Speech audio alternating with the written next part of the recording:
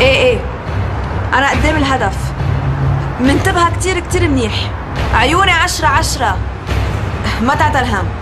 خلص بدي سكر، في شخص راكد لهون هيقتل انتحاري. يلا باي. الموت لإيران، الموت لحزب الشيطان، الموت لإيران، الموت لحزب الشيطان. لحظة، ليه مستعجل؟ بعدي عن دربي أحلى ما أفجر حالي فيكي. ليه مستعجل؟ بدي أفجر حالي بمبنى الشياطين. أنت مين؟ أنا حورية. حورية؟ إيه؟ عندك شك؟ بس ليش أنت هون؟ المفروض تكوني ناطرتيني بالجنة. من كتر محبتي لإلكن وجعتولي قلبي. رفقاتك اللي سبقوك كتير عم بيعانوا. تصور في واحد وصل لفوق مقطشين ايديه اثنيناتهم. هيدا كيف بده يفك بنطلونه؟ ايه قلي كيف؟ عجب؟ شو عم بمزح معك؟ فقررنا نحن الحوريات ننزل لهون واستأجرنا شقة لقدام شوي، وجيت أنا نطرتك لأنه منعرف مين بده يفجر حاله وين قبل التفجير. شو بدك مني أعمل؟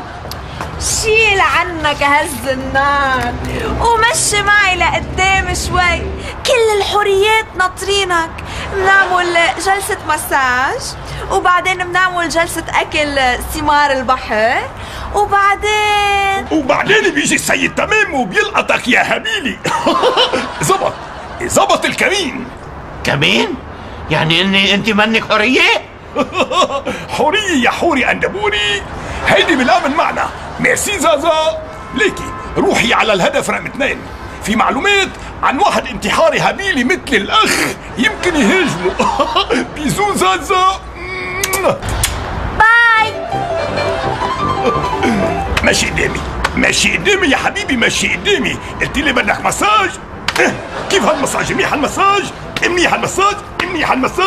وهنا مساج عطيز.